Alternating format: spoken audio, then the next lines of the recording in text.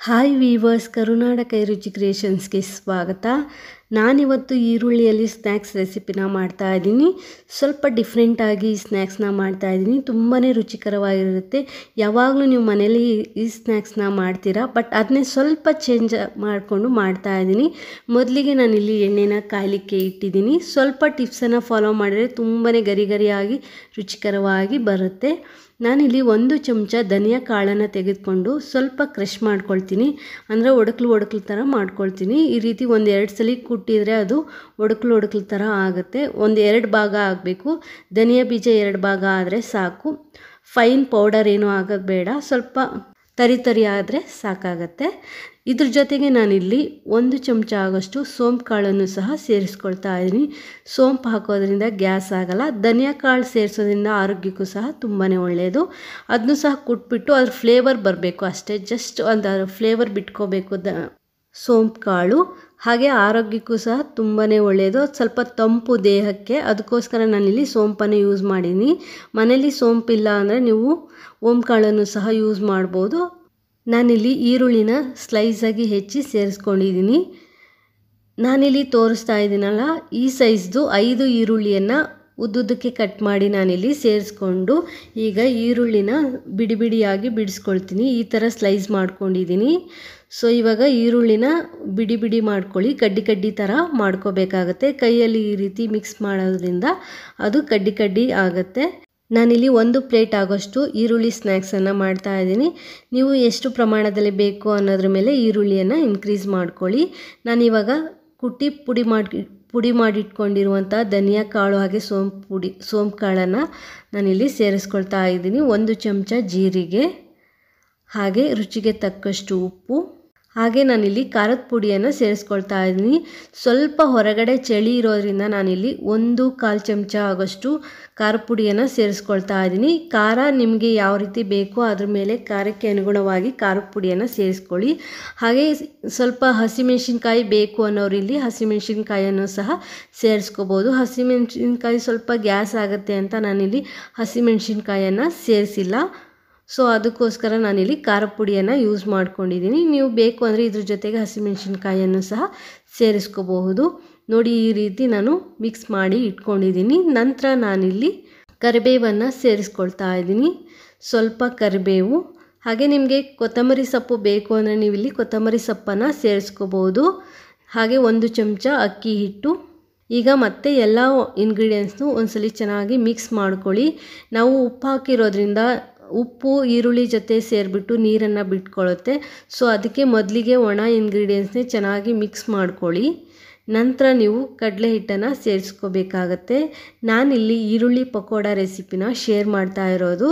ತುಂಬಾ ರುಚಿಕರವಾಗಿರುತ್ತೆ. ಇಲ್ಲಿ ನಾನು ಧನಿಯಾ ಕಾಳು ಮತ್ತು ಸೋಂಪನ್ನು ಸೇರಿಸಿರೋದ್ರಿಂದ ಟೇಸ್ಟ್ ಅಂತೂ ತುಂಬಾ ರುಚಿಕರವಾಗಿರುತ್ತೆ. ಹಾಗೆ ನಾನಿಲ್ಲಿ ಕೊತ್ತಂಬರಿ ಸೊಪ್ಪನ್ನು ಸೇರಿಸ್ಕೊಂಡಿಲ್ಲ, ಯಾಕಂದರೆ ನಾನಿಲ್ಲಿ ಧನಿಯಾ ಬೀಜನ ಸೇರಿಸ್ಕೊಂಡಿರೋದ್ರಿಂದ ಕೊತ್ತಂಬರಿ ಸೊಪ್ಪನ್ನು ಸೇರಿಸ್ಕೊಂಡಿಲ್ಲ. ನೀವು ಬೇಕು ಅಂದರೆ ಇಲ್ಲಿ ಒಂದು ಸ್ವಲ್ಪ ಕೊತ್ತಂಬರಿ ಸೊಪ್ಪನ್ನು ಸಹ ಸೇರಿಸ್ಕೋಬೋದು. ಈಗ ಕಡಲೆ ಹಿಟ್ಟನ್ನು ಸೇರಿಸ್ಬಿಟ್ಟು ಚೆನ್ನಾಗಿ ಮಿಕ್ಸ್ ಮಾಡ್ಕೊಳ್ಳಿ. ಈರುಳ್ಳಿ ನೀರು ಬಿಡೋದ್ರಿಂದ ಅದನ್ನು ಡ್ರೈ ಆಗೋವರೆಗೂ ನೀವು ಫಸ್ಟು ಬರೀ ಕಡಲೆ ಹಿಟ್ಟನ್ನೇ ಸೇರಿಸ್ಬಿಟ್ಟು ಕಲಿಸ್ಕೊಳ್ಳಿ. ನಂತರ ಬಾಂಡಿಂಗಿಗೋಸ್ಕರ 1-2 ಚಮಚ ಆಗೋಷ್ಟು ನೀವಿಲ್ಲಿ ನೀರನ್ನು ಸೇರಿಸ್ಕೋಬೇಕಾಗತ್ತೆ. ಜಾಸ್ತಿ ನೀರನ್ನು ಹಾಕಿದ್ರೆ ತುಂಬ ತೆಳುವಾಗುತ್ತೆ. ಅದಕ್ಕೋಸ್ಕರ ನೀವು ಸ್ವಲ್ಪ ನೀರನ್ನೇ ಸೇರಿಸ್ಕೊಳ್ಳಿ. ನಾನು 1-2 ಚಮಚ ಆಗೋಷ್ಟು ನೀರನ್ನು ಸೇರಿಸ್ಬಿಟ್ಟು ಇಲ್ಲಿ ಹಿಟ್ಟನ್ನು ಕಲಿಸ್ಕೊಳ್ತಾ ಇದ್ದೀನಿ. ಈರುಳ್ಳಿ ಜಾಸ್ತಿ ಇರಬೇಕು, ಕಡಲೆ ಹಿಟ್ಟು ಕಡಿಮೆ ಇರಬೇಕು. ಆ ಪ್ರಮಾಣದಲ್ಲಿ ನೀವು ಹಿಟ್ಟನ್ನು ಕಲಿಸ್ಕೊಂಡ್ರೆ ಈರುಳ್ಳಿ ಪಕೋಡ ತುಂಬಾ ರುಚಿಕರವಾಗಿ ಗರಿಗರಿಯಾಗಿ ಇರುತ್ತೆ. ನೀವು ಈರುಳ್ಳಿ ಪಕೋಡಕ್ಕೆ ಹಿಟ್ಟನ್ನು ಕಲಿಸ್ಬೇಕಾದ್ರೇ ನೀವು ಎಣ್ಣೆಯನ್ನು ಸ್ಟವ್ ಮೇಲೆ ಇಟ್ಕೋಬೇಕಾಗುತ್ತೆ. ನೋಡಿ, ನಾನು ಕಲಿಸಿದ್ದೀನಲ್ಲ, ಆ ಕನ್ಸಿಸ್ಟೆನ್ಸಿಗೆ ನೀವು ಹಿಟ್ಟನ್ನು ಕಲಿಸ್ಕೊಳ್ಳಿ. ನಾನು ತೆಗೆದುಕೊಂಡಿರೋ ಬೌಲಲ್ಲಿ ಅರ್ಧ ಬೌಲ್ ಆಗೋಷ್ಟು ಹಿಟ್ಟನ್ನು ನಾನಿಲ್ಲಿ ತೆಗೆದುಕೊಂಡಿದ್ದೀನಿ. ಸುಮಾರು ನಾನಿಲ್ಲಿ 4 ಚಮಚ ಹಿಟ್ಟನ್ನು ಯೂಸ್ ಮಾಡ್ಕೊಂಡಿದ್ದೀನಿ. ನಾನಿಲ್ಲಿ ಬಿಸಿಯಾಗಿರುವಂತಹ ಎಣ್ಣೆಯನ್ನು ಸೇರಿಸ್ಕೊಳ್ತಾ ಇದ್ದೀನಿ. 1 ಚಮಚ ಎಣ್ಣೆಯನ್ನು ನಾನಿಲ್ಲಿ ಸೇರಿಸ್ಕೊಂಡಿದ್ದೀನಿ. ನೀವು ಹಿಟ್ಟಿನ ಪ್ರಮಾಣ ಜಾಸ್ತಿ ಇದ್ದರೆ 1-2 ಚಮಚ ಎಣ್ಣೆಯನ್ನು ಜಾಸ್ತಿ ಸೇರಿಸ್ಬಿಟ್ಟು ಚೆನ್ನಾಗಿ ಮಿಕ್ಸ್ ಮಾಡ್ಕೊಳ್ಳಿ. ಎಣ್ಣೆ ಬಿಸಿ ಇರೋದ್ರಿಂದ ತಕ್ಷಣಕ್ಕೆ ಕಲಿಸ್ಬೇಡಿ. 10 ಸೆಕೆಂಡ್ ಆದ ನಂತರ ಮಿಕ್ಸ್ ಮಾಡ್ಕೊಳ್ಳಿ. ನಾನು ಆಲ್ರೆಡಿ ಎಣ್ಣೆನ ಕಾಯಲಿಕ್ಕೆ ಇಟ್ಟಿರೋದು ಸ್ಟಾರ್ಟಿಂಗೇ ತೋರಿಸಿದ್ದೀನಿ. ಈಗ ಎಣ್ಣೆ ಚೆನ್ನಾಗಿ ಕಾದಿದೆ. ಮೀಡಿಯಮ್ ಊರಿನಲ್ಲಿ ಇಟ್ಕೊಂಡು ಪಕೋಡಗಳನ್ನ ಎಣ್ಣೆಗೆ ಸೇರಿಸ್ತಾ ಹೋಗಿ. ನಾನಿಲ್ಲಿ ಸಣ್ಣ ಸಣ್ಣದಾಗಿ ಹಿಟ್ಟನ್ನು ಎಣ್ಣೆಗೆ ಸೇರಿಸ್ತಾ ಹೋಗ್ತಾ ಇದ್ದೀನಿ. ಈರುಳ್ಳಿ ಪಕೋಡಕ್ಕೆ ಇದೇ ಶೇಪ್ ಅಂತ ಇಲ್ಲ, ನಿಮಗೆ ಹೇಗೆ ಬೇಕೋ ಹಾಗೆ ಸಣ್ಣ ಸಣ್ಣದಾಗಿ ಈ ರೀತಿ ಸೇರಿಸ್ತಾ ಹೋಗಿ. ಮೊದಲಿಗೆ ಸ್ವಲ್ಪ ನೊರೆ ಬರುತ್ತೆ, ನೊರೆ ಎಲ್ಲ ಕಡಿಮೆ ಆದ ನಂತರ ತಿರುವಾಕಿ ಎಲ್ಲ ಸೈಡು ಹೊಂಬಣ್ಣ ಬರುವ ರೀತಿ ಚೆನ್ನಾಗಿ ಬೇಯಿಸ್ಕೊಳ್ಳಿ. ಗರಿ ಗರಿಯಾಗಿ ಬರುತ್ತೆ, ತುಂಬಾ ರುಚಿಕರವಾಗಿರುತ್ತೆ. ಈರುಳ್ಳಿ ಪಕೋಡಕ್ಕೆ ಒಂದು ಟಿಪ್ಸ್ ಏನಪ್ಪ ಅಂದರೆ, ನೀವು ಎಣ್ಣೆನ ಕಾಯಲಿಕ್ಕೆ ಇಟ್ಕೊಂಡು ಈರುಳ್ಳಿ ಪಕೋಡಕ್ಕೆ ಹಿಟ್ಟನ್ನು ಕಲಿಸ್ಕೋಬೇಕಾಗತ್ತೆ. ಮೊದಲಿಗೆ ನೀವು ಹಿಟ್ಟನ್ನು ಕಲಸಿ ಇಟ್ಬಿಟ್ರೆ ಈರುಳ್ಳಿ ನೀರನ್ನು ಬಿಟ್ಕೊಳ್ಳುತ್ತೆ. ಹಾಗೆ ನೀರು ಬಿಟ್ಕೊಂಡಿದೆ ಅಂತ ನೀವು ಕಡಲೆ ಹಿಟ್ಟನ್ನು ಸೇರಿಸ್ತಾ ಹೋದರೆ ಹಿಟ್ಟಿನಂಶ ಜಾಸ್ತಿ ಆಗುತ್ತೆ, ಈರುಳ್ಳಿಯ ಪ್ರಮಾಣ ಕಡಿಮೆ ಆಗುತ್ತೆ. ಈರುಳ್ಳಿ ಪ್ರಮಾಣ ಕಡಿಮೆ ಆದಾಗ ಬಜ್ಜಿ ಥರ ಬೋಂಡ ಥರ ಆಗಿಬಿಡುತ್ತೆ, ನಮಗೆ ಅದು ಪಕೋಡ ಅನಿಸಲ್ಲ. ಈರುಳ್ಳಿ ಪಕೋಡದಲ್ಲಿ ಈರುಳ್ಳಿ ಅಂಶ ಜಾಸ್ತಿ ಇರಬೇಕು, ಹಿಟ್ಟಿನ ಅಂಶ ಕಡಿಮೆ ಇರಬೇಕು, ಕಡಲೆ ಹಿಟ್ಟಿನ ಅಂಶ.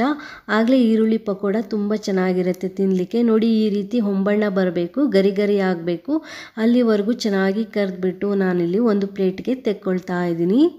ಈರುಳ್ಳಿ ಪಕೋಡ ನೀವು ಯಾವಾಗಲೂ ಮಾಡಬೇಕಂದ್ರೆ ಈರುಳ್ಳಿಯನ್ನು ಕಟ್ ಮಾಡ್ಕೊಂಡ ನಂತರ ಉಪ್ಪು ಖಾರ ಎಲ್ಲ ಫಸ್ಟೇ ಸೇರಿಸಿ ಈರುಳ್ಳಿಯನ್ನು ಮಿಕ್ಸ್ ಮಾಡಿ ನಂತರ ಹಿಟ್ಟನ್ನು ಹಾಕಿ ಕಲಿಸ್ಬೇಕಾಗುತ್ತೆ. ಹಾಗೆ ಕಲಸಿರುವಂಥ ಹಿಟ್ಟಿಗೆ ನೀವು 1 ಅಥವಾ 2 ಚಮಚ ಎಣ್ಣೆ, ಬಿಸಿ ಬಿಸಿ ಎಣ್ಣೆಯನ್ನು ಸೇರಿಸೋದ್ರಿಂದ ಪಕೋಡ ಗರಿ ಗರಿಯಾಗಿ ಬರುತ್ತೆ. ಇದೇ ರೀತಿ ನಾನು ಉಳಿದಿರುವಂತಹ ಪಕೋಡವನ್ನು ಸಹ ಮಾಡಿ ತೋರಿಸ್ತೀನಿ.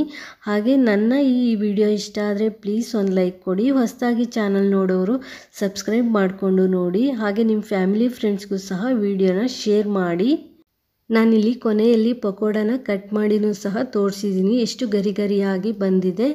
ಈ ವಿಡಿಯೋ ನಿಮಗೆ ಇಷ್ಟ ಆದರೆ ಪ್ಲೀಸ್ ಒಂದು ಲೈಕ್ ಕೊಡಿ. ಹೊಸದಾಗಿ ಚಾನಲ್ ನೋಡೋರು ಸಬ್ಸ್ಕ್ರೈಬ್ ಮಾಡಿಕೊಂಡು ನೋಡಿ. Thanks for watching this video. Take care.